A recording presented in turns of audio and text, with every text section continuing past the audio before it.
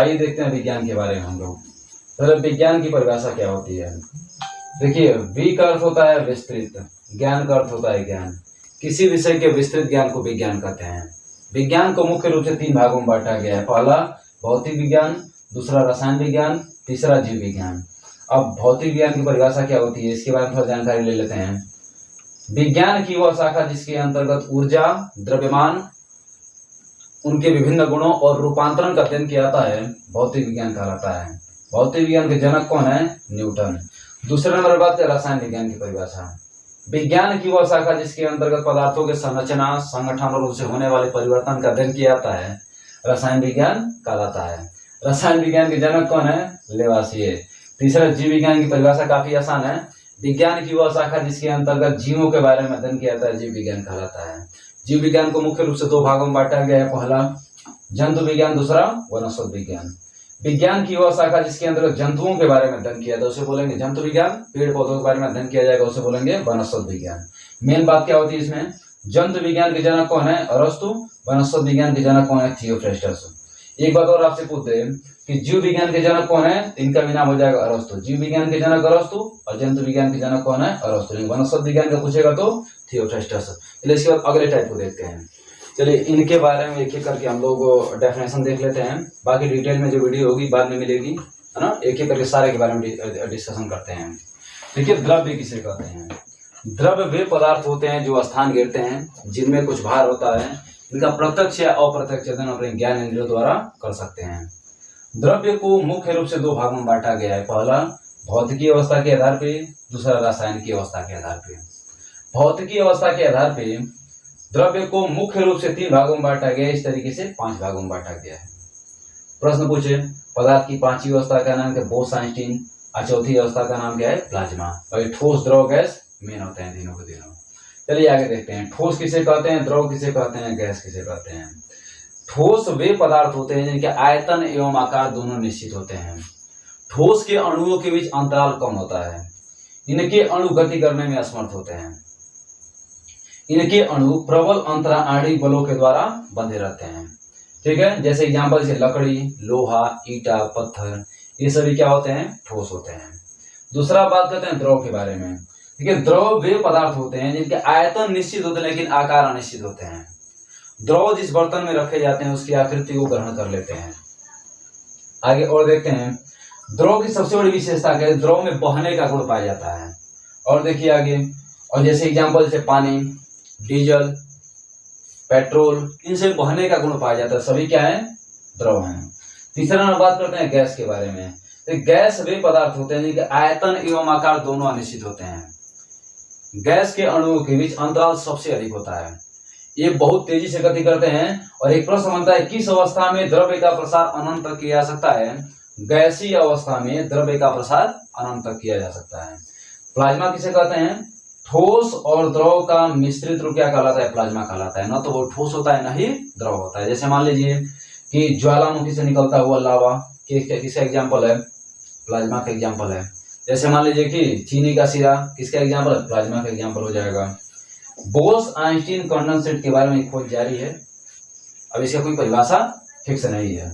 अब आगे इनके बारे में जानकारी ले लेते हैं। रासायनिक अवस्था के आधार पर कितने प्रकार के होते हैं? देखिए, रासायनिक अवस्था के आधार पर भी इनको 3 भागों में बांटा गया है।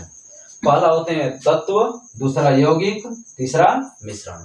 अभी इनके बारे में केवल मैं शॉर्ट में बता दे रहा हूँ। बाकी जब अगला वीडियो जब लेकर आऊंगा तो लाइन में एक एक के बारे में, मतलब 1-1 घंटे का वीडियो तो एक एक टॉपिक के बाद बनाऊंगा।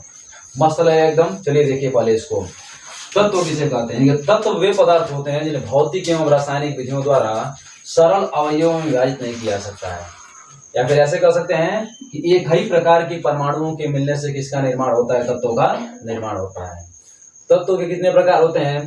तत्वों को 3 भागों में बांटा गया है। पहला धातु, दूसरा धातु, तीसरा उपधातु। धातु किसे कहते हैं? पूरा डिटेल में इनके बारे में जानकारी ले लीजिए। धातु वे पदार्थ होते हैं जो सामान्य अपक्रियाओं में अपने परमाणुओं में से एक या एक से अधिक इलेक्ट्रॉन त्याग करके धन आयन बनाते हैं। धातु ठोस होते हैं। धातु विद्युत और ऊष्मा के सुचालक होते हैं। इनके गलनांक और क्वथनांक उच्च होते हैं। सबसे भारी धातु का नाम क्या है? ऑस्मियम। सबसे हल्की धातु का नाम क्या है? लिथियम।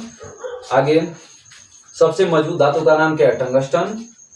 सबसे कठोर धातु का नाम क्या है? क्रोमियम। और देखते हैं इनके बारे में। धातु की और विशेषता क्या है? द्रव अवस्था में पाए जाने वाली धातु का नाम क्या है? पारा है। पारा को मरकरी के नाम से जाना, मरकरी का रासायनिक नाम क्या होता है? हाइड्रागैलियम। फार्मूला क्या होता है? Hg। मरकरी का यूज कहाँ भी किया जाता है?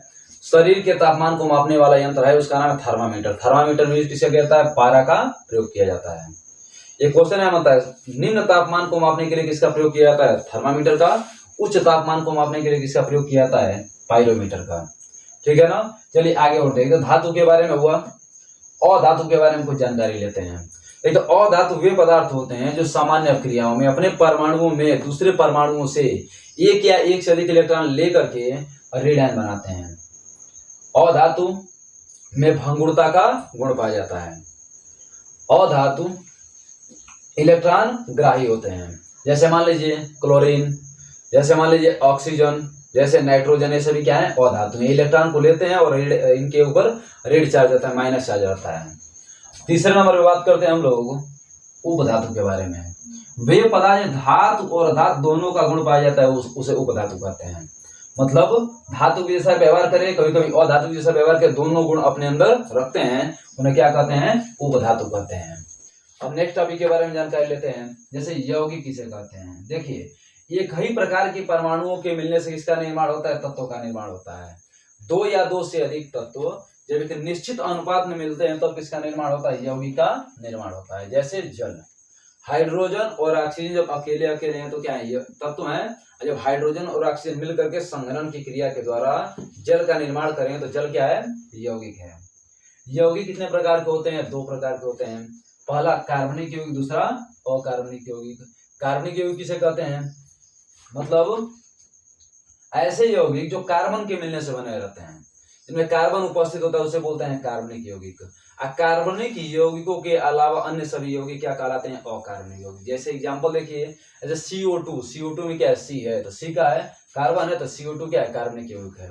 जैसे मान लीजिए कि CaCO3 calcium carbonate, calcium carbonate C है, तो कैल्शियम कार्बोनेट क्या है? कार्बनिक यौगिक है। दूसरे बात करते हैं अकार्बनिक यौगिक में। अकार्बनिक यौगिक की विशेषता क्या होती है? इसमें कार्बन होकर नहीं करता है।